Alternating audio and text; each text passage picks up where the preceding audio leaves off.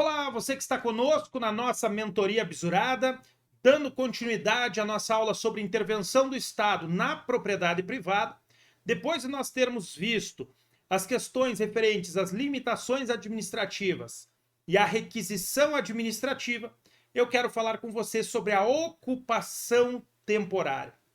Você tem que ter em mente que a ocupação temporária ela se dá de áreas não edificadas próximas aonde se está fazendo uma obra.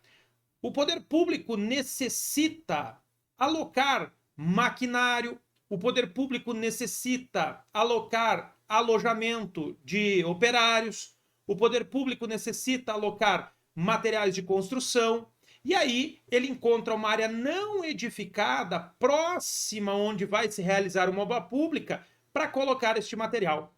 Preste atenção. A ocupação temporária, ela é precedida de devido processo legal, ampla defesa e contraditório. E deve haver o pagamento correspondente à utilização do bem, sob pena de enriquecimento sem causa por parte do Estado. Então você tem que ficar atento. Vamos marcar essa questão do enriquecimento sem causa. Abre teu Código Civil aí. Sempre que o poder público tomar um bem, que ele utilizar um bem, um serviço de um particular, ele tem que dar a contrapartida pecuniária, ele tem que pagar, sob pena de enriquecer ilicitamente. Olha só, o que nós teremos sobre o enriquecimento sem causa? Ele está no artigo 884 do Código Civil, ó. Do enriquecimento sem causa. Aquele que, sem justa causa, se enriquecer à custa de outrem, será obrigado a restituir o indevidamente auferido, feita a atualização dos valores monetários. Então o artigo 884 tem que estar marcadinho, porque sempre que nós tivermos uma situação em que o poder público use um bem, use um serviço do particular, ele está obrigado a restituir ou a indenizar a correspondente contrapartida. Preste atenção na ocupação temporária. A ocupação temporária é assim. O poder público vai ficar muitas vezes um ano utilizando aquele bem. Ele tem que pagar os lucros cessantes decorrentes da utilização daquele bem. Porque enquanto o poder público ficou utilizando aquele bem não pode ser utilizado, não pode ser alugado, não pode ser arrendado pelo seu proprietário. Então, o poder público pode utilizar o bem. A ocupação temporária ela é possível, mas ela vai ser indenizada. Esta indenização ela é ao final por uma ação própria. Que ação é essa? Uma ação indenizatória. Uma ação indenizatória. Vamos lá para o DL 3365 de 41 para você marcar. Olha só, você vai direto lá para o artigo 36. O artigo 36 é o fundamento da ocupação temporária. Veja comigo, é permitida a ocupação temporária que será indenizada, afinal, ó, esse afinal é ao final, ó. É permitida a ocupação temporária que será indenizada ao final por ação própria de terrenos não edificados vizinhos às obras e necessários à sua realização. Então aqui a ocupação temporária, o expropriante prestará caução quando exigida. Isso aqui é o desapropriante, leia-se assim, o decreto é de 41, hoje é desapropriante.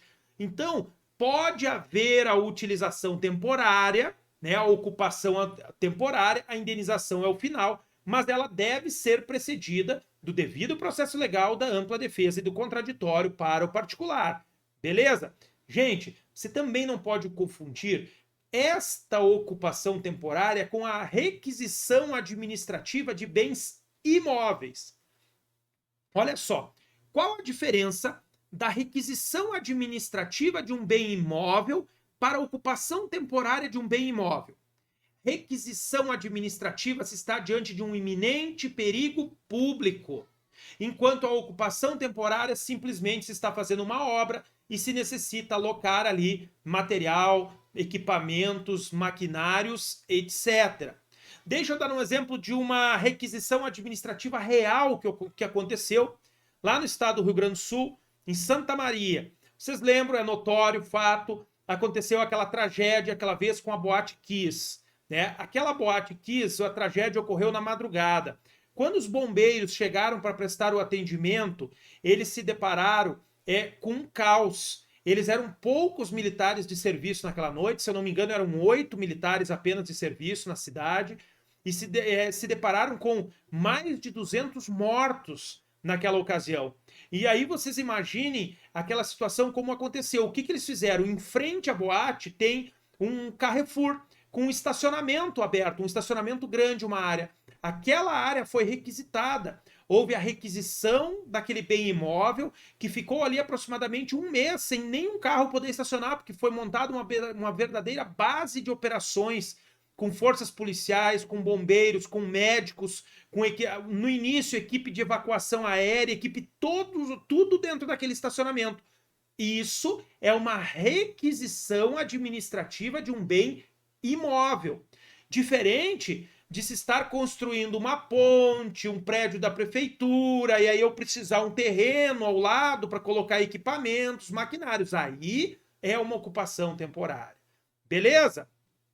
Pessoal, olha comigo, falamos de limitações administrativas, falamos de requisição administrativa, falamos de ocupação temporária, e agora eu quero falar com vocês sobre servidão administrativa. Servidão administrativa, gente, servidão administrativa é um direito real público. Servidão administrativa é direito real público. Tudo, olha aqui comigo, ó, tudo que se aplicam às desapropriações se aplicam às servidões. Tudo. Não tem autoexecutoriedade, a ocupação temporária tem autoexecutoriedade. Processo administrativo, só, mas é autoexecutoriedade. Olha só, servidão administrativa não tem autoexecutoriedade, tem que ajuizar uma ação de instituição de servidão, igualzinho à ação de desapropriação, o fundamento é o mesmo. Para se instituir uma servidão, tem que haver a fase declaratória, em que o poder público, através de declaração, através de decreto, declara o bem como de necessidade pública, utilidade pública ou interesse social para fins de servidão. Não esqueça disso, beleza? Então, servidão pública, um direito real público. A servidão vai permitir que o poder público utilize por tempo indeterminado o bem junto com o particular. O particular e o poder público vão utilizar juntos o bem. Esta é a servidão. Exemplo, a colocação de um oleoduto, de um aqueduto, de uma rede de alta tensão, tudo isso vai fazer com que o particular ceda um espaço para o poder público fazer a servidão, passar uma rede de alta tensão, etc. Preste atenção. Haverá indenização? Sim, haverá indenização. Quando? Quando ficar comprovado dano ou proveito econômico por parte da administração. Comprovado ocorrência de dano, qualquer dano, inclusive lucros cessantes. Dano pode ser o dano material, danos emergentes e lucros cessantes, e o dano moral. Tendo qualquer dano na instituição da servidão, haverá o dever de indenizar por parte do Estado. Não esqueça disso. Para instituir a servidão, ou o poder público faz acordo com o proprietário, ou ele tem que ajuizar a ação. Beleza? Gente, qual o prazo prescricional? Qual o prazo prescricional para a servidão? Para o indivíduo obter uma indenização decorrente da servidão? 5 anos, assim como a própria ação de ocupação temporária. Para eu buscar uma indenização pela requisição, pela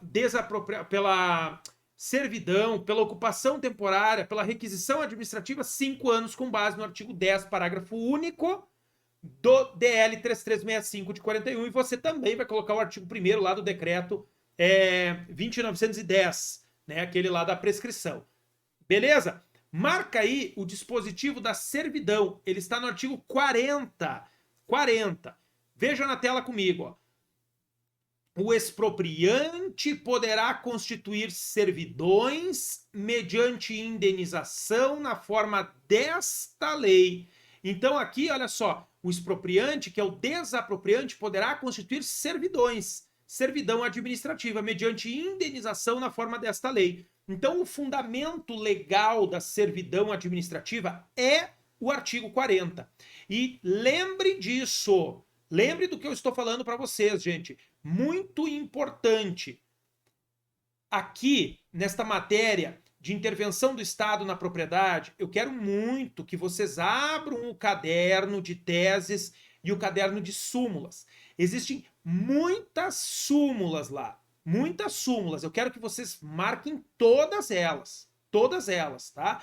Não esqueça, pessoal, o expropriante poderá constituir servidões e se aplica exatamente tudo que se aplica para as desapropriações, se aplica aqui para a servidão. Juros moratórios, juros compensatórios, tudo isso. Fechadinho? Servidões? Não vai esquecer? É isso.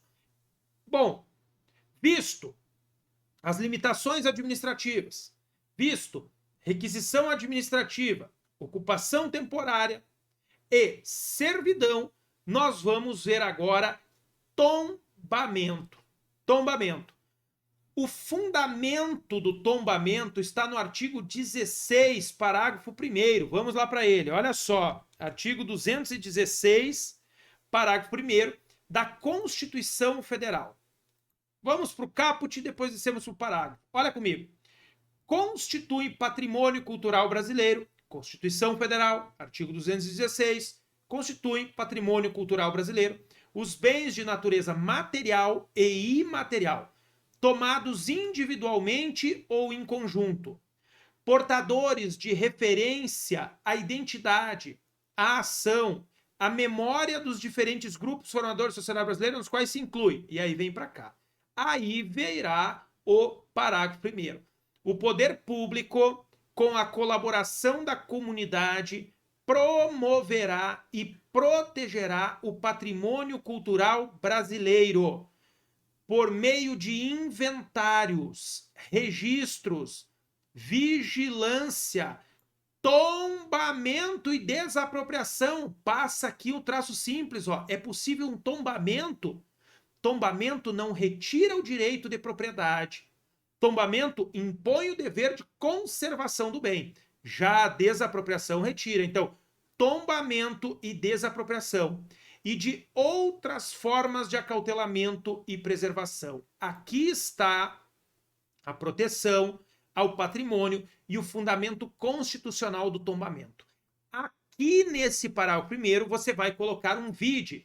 Deixa eu pegar aqui para mostrar para vocês. Segura aí com uma mão e vai lá para o artigo 23. 23. Artigo 23 da Constituição Federal. Deixa eu abrir aqui. Que é competência comum.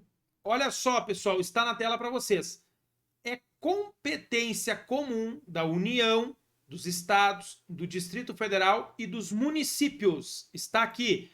Olha os incisos 3 e 4. No artigo 216, parágrafo 1º, você vai colocar vide arte 23, incisos 3 e 4. É competência comum de todos os entes da federação proteger os documentos, as obras e outros bens de valor histórico, artístico e cultural, os monumentos, as paisagens naturais notáveis e os sítios arqueológicos. Impedir a evasão, a destruição e a descaracterização de obras de arte e de outros bens de valor histórico, artístico e cultural. Aqui estão os dois fundamentos da competência comum.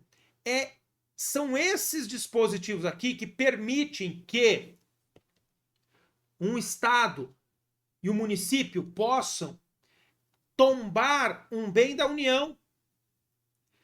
Na desapropriação existe o princípio da verticalidade. Daqui a pouco nós chegamos lá.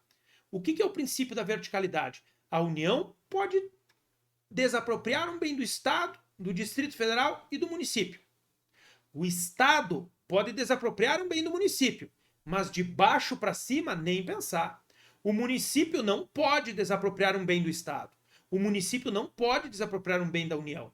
O Estado não pode desapropriar um bem da União. Nem pensar. Existe verticalidade. No tombamento, não. No tombamento, não. No tombamento, é possível que o município tombe um bem da União, desde que, observe o seguinte, primeiro, o município deve notificar a União para que ela promova a conservação do bem, que é parte do patrimônio histórico daquele município. Digamos que tem um prédio federal antigo que faz parte do patrimônio histórico de um pequeno município.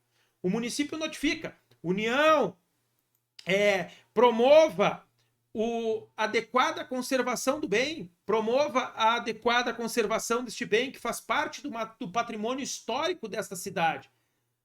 A União nada faz, não está nem aí. Aí o município, depois de notificar e a União nada fazer, o município poderá tombar com base no artigo 23, incisos 3 e 4 da Constituição, porque é competência comum de todos os entes. Todos os entes têm esta obrigação. Olhe comigo, ó. É competência comum da União, dos estados, do Distrito Federal, dos municípios, proteger os bens de valor histórico, artístico e cultural, impedir a destruição e a descaracterização de obras de arte e outros bens de valor histórico. Então, se a União, que é proprietária, não está cuidando e aquele bem é um bem que faz parte do patrimônio histórico, artístico daquele município, ele poderá promover este tombamento. Ok? As disposições referentes ao tombamento estão no Decreto-Lei número 25. Vamos abrir ele. Abre ele aí. Decreto-Lei número 25 de 41.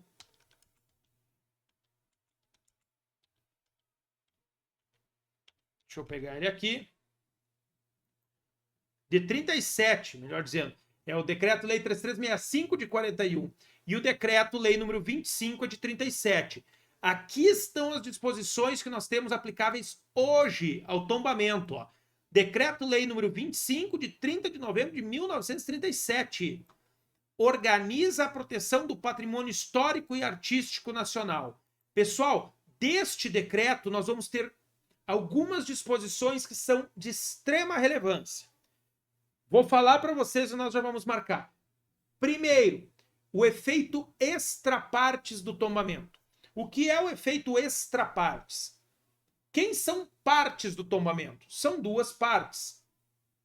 O poder público tombante e o que está tendo o bem tombado. Por que o que está tendo o bem tombado? Porque pode ser o próprio poder público também. É o chamado tombamento de ofício. Nós temos o chamado tombamento de ofício quando o próprio poder público tomba seus bens. Nós temos o tombamento voluntário, quando o particular vai lá e oferece seu bem para ser tombado, ou ele concorda. E nós temos o tombamento compulsório, quando eu tenho que instituir processo administrativo para tombar. Olha só, o efeito extra-partes é quando respinga alguma coisa para quem não é parte no tombamento. O cara não tem nada a ver com aquele tombamento. Daqui a pouco resulta para ele uma obrigação. O tombamento tem estas características de efeito extra-partes. Vai para o artigo 18. O efeito extra-partes do tombamento está no artigo 18, que eu coloco na tela para vocês agora. Olha só. Sem prévia autorização do IPHAN, hoje você lê aqui IPHAN, que é Instituto do Patrimônio Histórico e Artístico Nacional, ele é IPAN com PH, tá? Na linguagem se fala IPHAN. sem prévia autorização do Serviço do Patrimônio Histórico e Artístico Nacional, não se poderá, na vizinhança da coisa tombada, na vizinhança da coisa tombada, sobrou para vizinhos que não tem nada a ver com a história, na vizinhança da coisa tombada, fazer construção que lhe impeça ou reduza a visibilidade, nem nela colocar anúncios ou cartazes, sob pena de ser mandada destruir a obra ou retirar o objeto, impondo-se, neste caso, a multa de 50% do valor do objeto. Aqui está o chamado efeito extra partes. Primeiro ponto que nós temos que marcar aqui, o artigo 18. Beleza?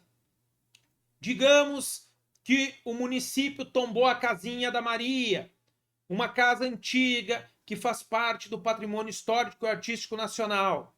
Foi lá e tombou esse bem. O vizinho do lado estava guardando dinheiro para construir um hotel 5 estrelas. Quando ele foi pedir a licença para construir esse hotel de 20 andares, o município negou, dizendo que aquele hotel iria ofuscar a visibilidade da casinha tombada da Maria. Pode, está no artigo 18 do DL, número 25 de 1937. Esse é o fundamento. Segundo ponto a ser marcado, pessoal, quando o poder público tomba o bem, ele não retira o direito de propriedade do indivíduo. Pelo contrário, o indivíduo continua sendo dono e ele tem o dever de conservação do bem. Ele tem o dever de conservação. O poder público faz com que ele conserve o bem. E se ele não tiver dinheiro? Bom, se ele não tiver dinheiro e a obra colocar em risco, ou melhor, a necessidade da obra colocar em risco a integridade do bem tombado, ele poderá sempre requisitar auxílio financeiro para quem tombou. No caso da União, que é do Decreto-Lei número 25, nós teremos o artigo 19, que você vai marcar aí. Olha na tela comigo. O proprietário de coisa tombada, que não dispuser de recursos para proceder às obras de conservação e reparação que a mesma requerer, levará ao conhecimento do Serviço do Patrimônio Histórico Artístico Nacional a necessidade das mencionadas obras, sob pena de multa correspondente ao dobro da importância que for avaliado o dano sofrido pela mesma coisa. Então, o proprietário da coisa tombada que não tiver dinheiro para proceder à obra de conservação e reparação tem que levar isso ao conhecimento do IPHAN. Aí entra o parágrafo primeiro. Recebida essa comunicação e consideradas necessárias as obras, o diretor do IPHAN mandará executá-las por conta da União. Aqui, da União, se for ela o tombante. Se for um município. Se for o Estado, porque qualquer ente federativo pode tombar. A União pode tombar, o Estado pode tombar, o município pode tombar. Quem vai pagar a obra é o poder público que tombou, devendo as mesmas ser iniciadas dentro do prazo de 6 meses ou providenciará para que seja feita a desapropriação da coisa. Olha aqui, ó, desapropriação. Como funciona?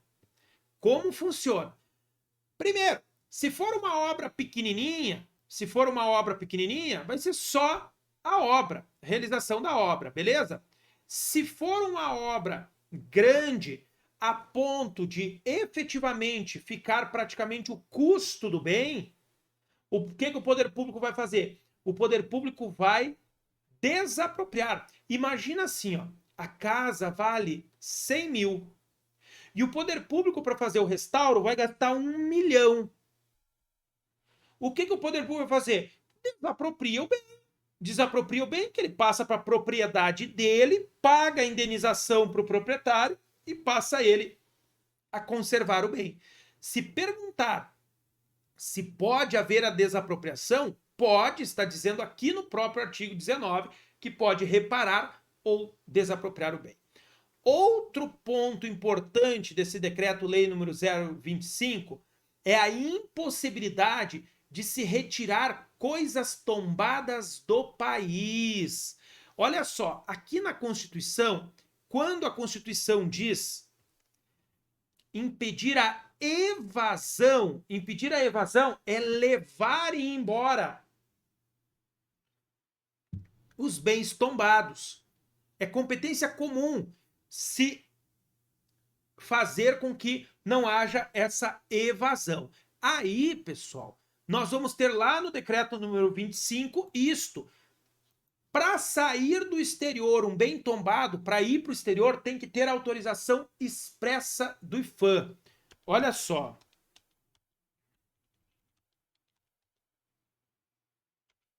Deixa eu pegar aqui para você marcar, tá? Para você marcar. Artigo 14, vai para ele. Olha só, artigo 14. A coisa tombada, olha aqui, ó. A coisa tombada não poderá sair do país.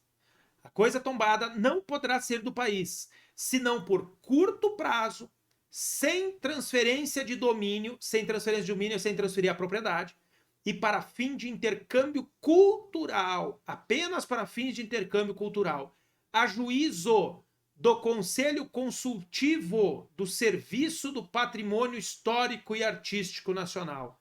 A coisa tombada não poderá sair do país, senão por curto prazo, sem transferência de domínio e para o fim de intercâmbio cultural, a juízo do Conselho Consultivo do Serviço do Patrimônio Histórico e Artístico Nacional. O IPHAN tem que autorizar. Marca este artigo 14. Olha o 16. No caso de extravio ou furto de qualquer objeto tombado, o respectivo proprietário deverá dar conhecimento do fato ao IPHAN dentro do prazo de 5 dias, sob pena de multa de 10% sobre o valor da coisa. Então, marca isso. Pessoal, essas são as principais disposições sobre o tombamento. As principais disposições do tombamento. Antes de nós encerrarmos, você vai marcar o artigo 20 da lei. Por que o artigo 20? É outro importante. O artigo 20 vai trazer a possibilidade de fiscalização dos bens tombados. Olha o que diz no artigo 20. As coisas tombadas ficam sujeitas à vigilância permanente do Serviço do Patrimônio Histórico e Artístico Nacional, que poderá inspecioná-los sempre que for julgado conveniente, não podendo os respectivos proprietários ou responsáveis criar obstáculos à inspeção, sob pena de multa. Aqui, na época, era 100 mil réis. Como se faz hoje? Se faz atualização monetária disso. Isso é feito cálculo para ver o valor atual. Responsáveis criar obstáculos para a inspeção, elevada ao dobro em caso de reincidência. Esse artigo continua normal, nada mudou, ele se aplica. A única coisa que faz aqui, né, é a grande questão da atualização monetária, só. Beleza? Gente, nesse nosso bloco nós ficamos por aqui. Na sequência, nós vamos adentrar as formas de as espécies supressivas de intervenção do Estado na propriedade. Até o presente momento, nós vimos todas as espécies restritivas do direito de propriedade. Na sequência, nós passaremos a ver a expropriação e as espécies de desapropriação. Não saia daí, eu aguardo todos vocês.